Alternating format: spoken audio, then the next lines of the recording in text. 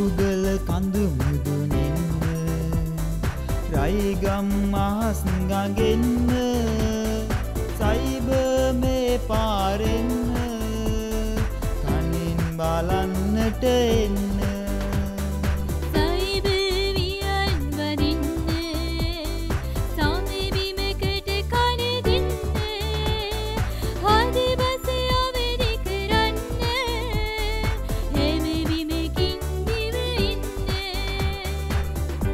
www.campusradio.lk Cyberේ විකල්ප සරසවිය.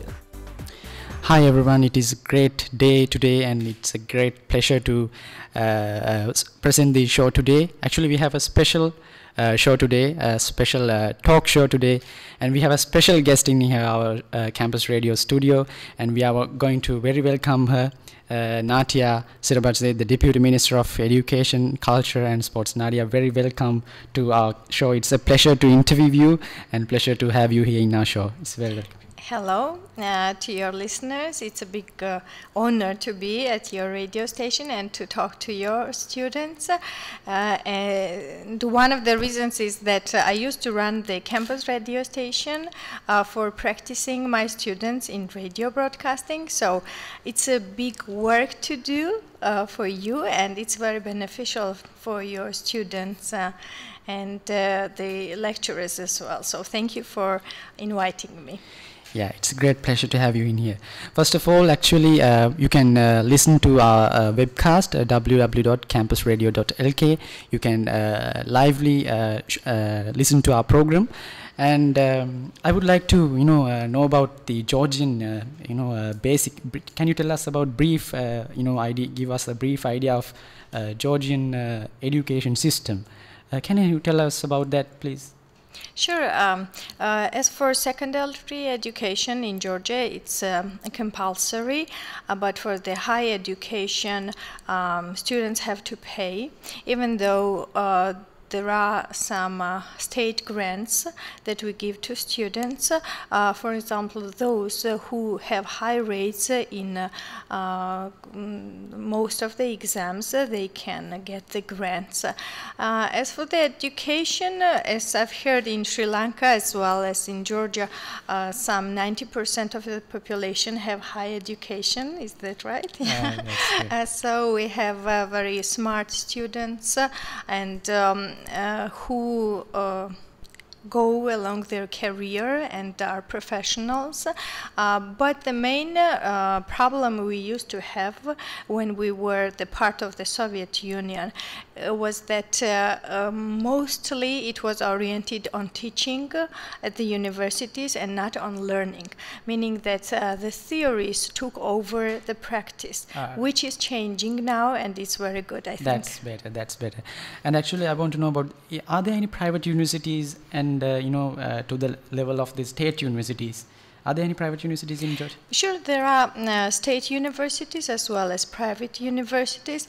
Mostly private universities are more popular, but state universities have more students than private universities because those are very expensive as usual. But as for the quality of teaching and learning, I think in both of them it's high because, for example, I used to teach at the state university and also at the private university. So the lecturers and teachers are the same mostly. It really depends on the image that the private universities create and public relations they have. So they are in equal competition for students, but mostly the private ones are more expensive than the state. Right. Actually, then university education. When a student enroll to this universities, I would like to know about what are the main subjects that you have in when you talk about the arts. For example, Sri Lanka, we do have most students studying arts for their bachelor's degree. There are a high amount of art students. At the end, we are facing for a job problem in Sri Lanka. So do they have a problem in Georgia too? Sure. I have noticed, I've been here for 3 days, and I have noticed that every other Sri Lankan can sing and dance, and you are very talented people. The same can be said about Georgians. Even though we had a hard history, I think we could survive because when we were in war or peace, we used to dance and sing and like be joyful anyway. So there are specialties which are more popular currently. For example, marketing, management, business administration, and that is why just 2 years ago, the government decided to finance unpopular specialties like physics, chemistry, and accounting even, which are less popular than like these terms, management and marketing. It means there are less students in those fields. Yes, so more students who would like to study at these specialties get grants, and less is given to these management and marketing students. So this was one of the steps of solving this problem. Right. In Sri Lanka, we do have, advanced level examinations. It's the most highly competitive exam as a student, as a school student, we have to face at last. I would like to know about the Georgian system. How would they get into a university? In what kind of? We call it national entrance exams that every student has to pass, and the most important is to pass the test in general skills, which includes mathematics, also verbal part, and every student has to pass Georgian language, general skills, and also one of the foreign languages. Because I don't know how it is in Sri Lanka, but in Georgia we don't have many textbooks in Georgian, because most textbooks are in English, French, German, so students have to know some of those languages to be successful in their studies. Right, that's quite different from Sri Lankan system, right? And I would like to know about, is there any, we recently had a reforms, a conference in media.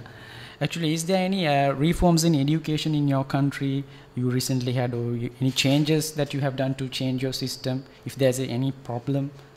The reforms have been held several years ago, because before that, even when I used to study some 15 years ago, we were under the influence of the Soviet Union, where parents and kids used to pay for learning nothing, meaning that there were corruptions in the entrance exams. Then you could bribe teachers. So the new government tried to change all this, and I think they could solve that problem. And now even the motivation of students is higher when they know that they have to struggle for each grade and to be successful. Also, as for the I would mention the mentality. We didn't like to let young students and kids to work, but now it's changing. And for example, I have a 13-year-old daughter who has already planned that when she will go to the university, she will have a part-time job, which was not common in Georgia. So the perception even of work, of study is changing time after time, and that's really good, I think. That's great. And as Sri Lankans, we Sri Lankan university students, we have several supportive, trust funds. There was a late minister, Mr. late Lalit Mudali.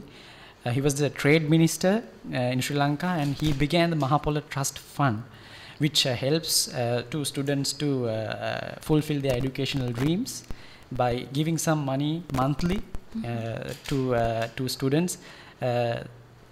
At the early 90s, he passed away, a great man, one of the legal experts in Sri Lanka. Normally people call him as the president that we didn't have. Oh. So, but unfortunately, he passed away. But he actually, we have to respect him. giving the Mahapala Trust Fund. Is there any supportive, funds or scholarship programs to Georgian students that your government is supporting?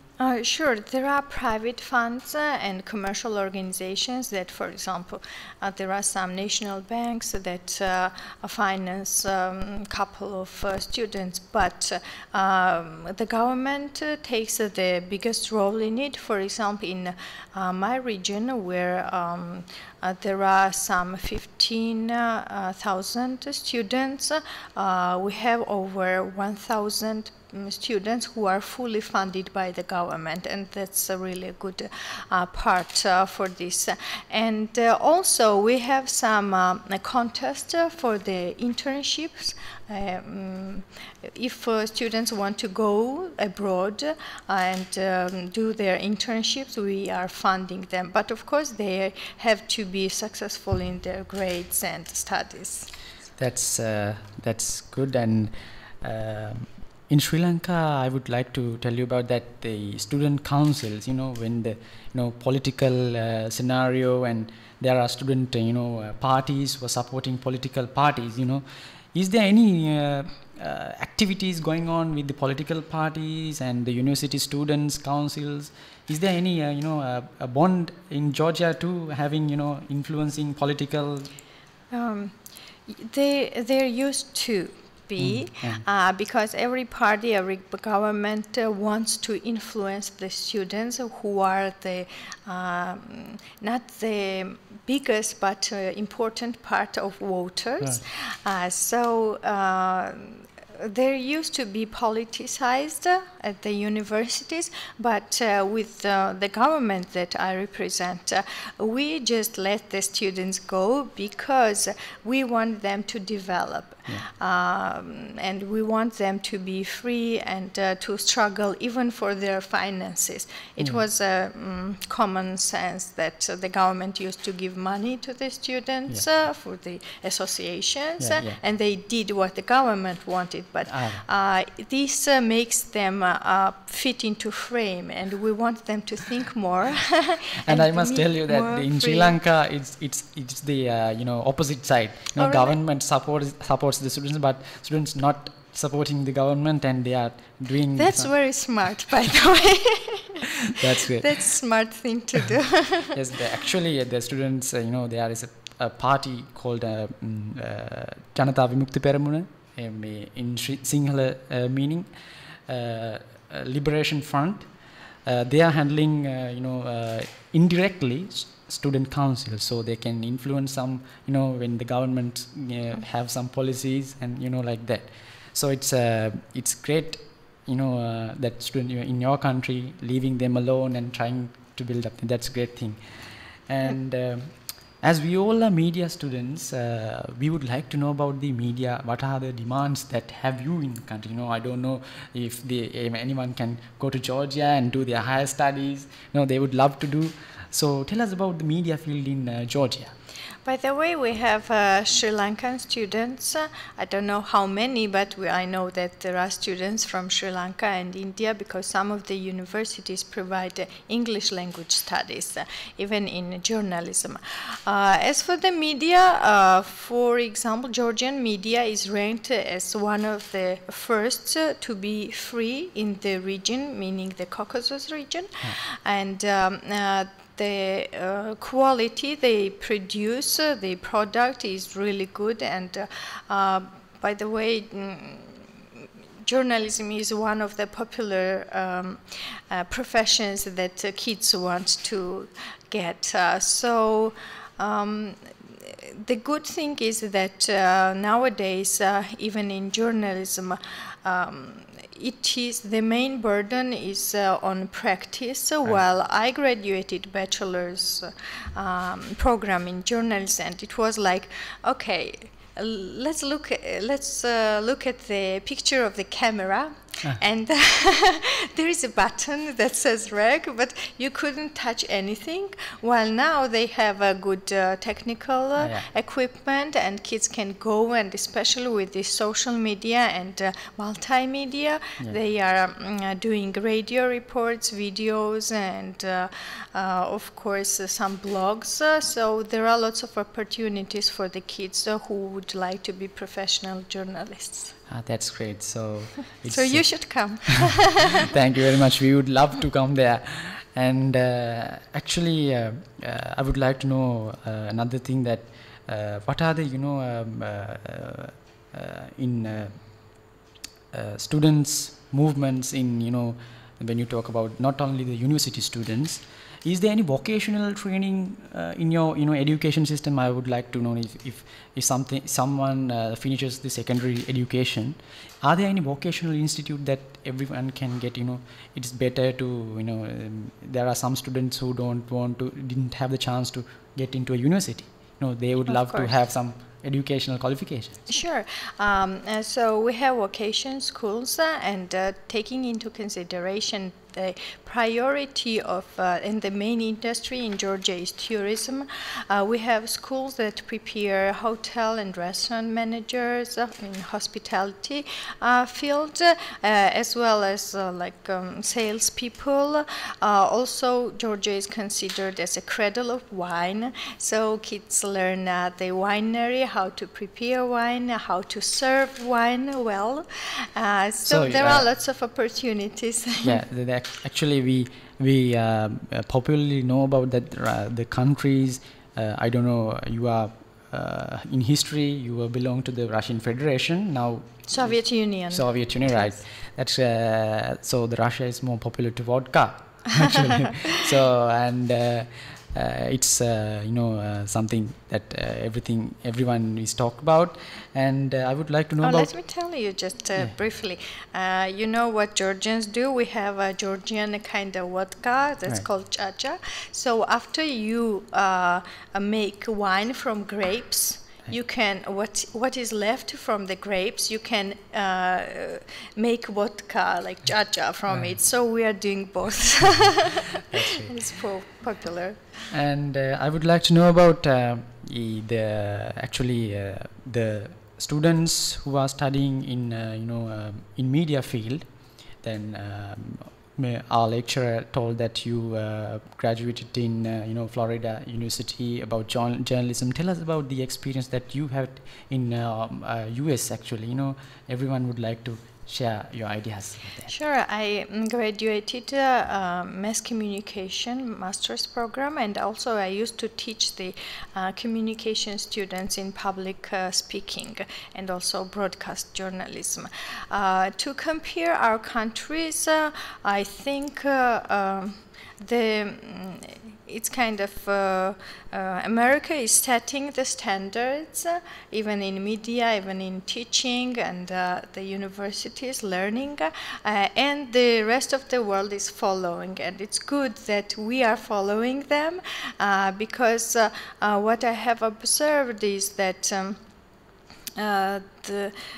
of course, they have high quality of teaching, but if we compare it to Georgia and even what I have heard in Sri Lanka, it's not. It's on the same level of teaching. That the main focus is on learning and not teaching. That used to be in the rest of the world. To adding that, how about the technical part? Did you study about the new technological subjects in US? How do you compare that from the Georgia? I think US has better of the technological. Of course, but as the technology develops, it is becoming cheaper for developing countries too.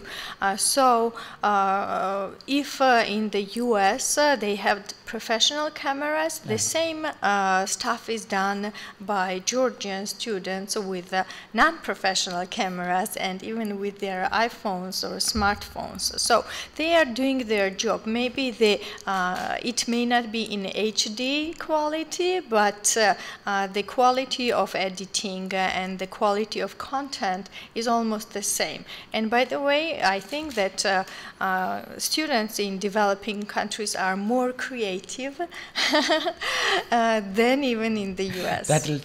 We'll take that as a compliment. Yes. It's a fact from my observation. And actually, the medical profession, I would like to ask you about that. Sri Lankan medical students, they are sitting for the highly competitive, very difficult examinations. When you go into a medical university, I haven't went to a abroad medical faculty. I have seen myself going to a medical faculty, seeing my friends studying the medical degree. They are just addicted to it.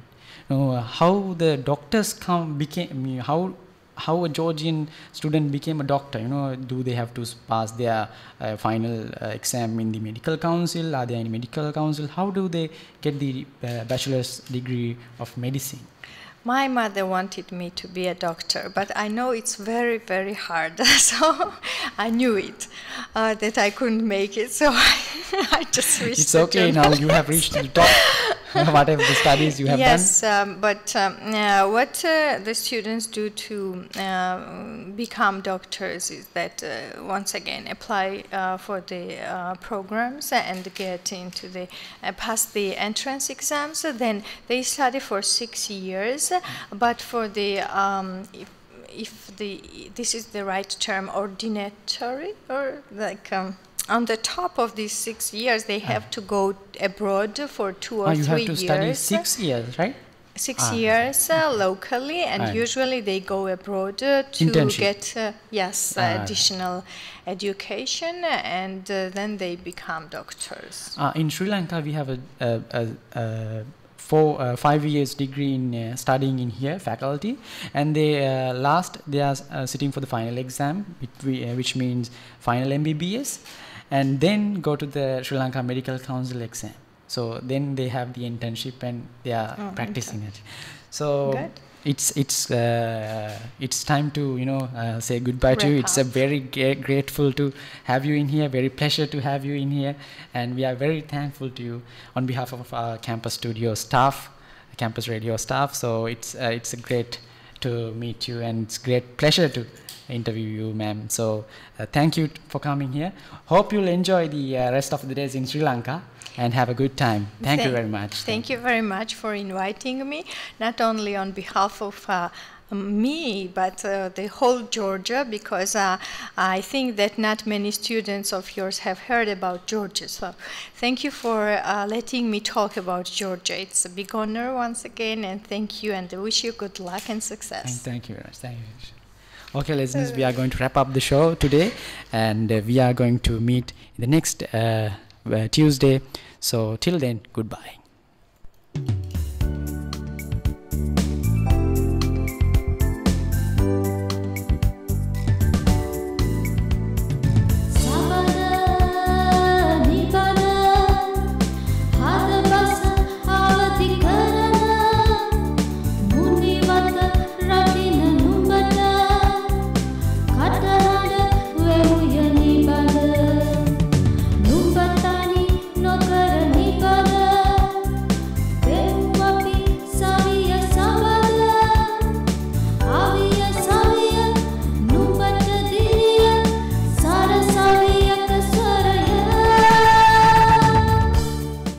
www.campusradio.lk සයිබරේ විකල්ප සරසවිය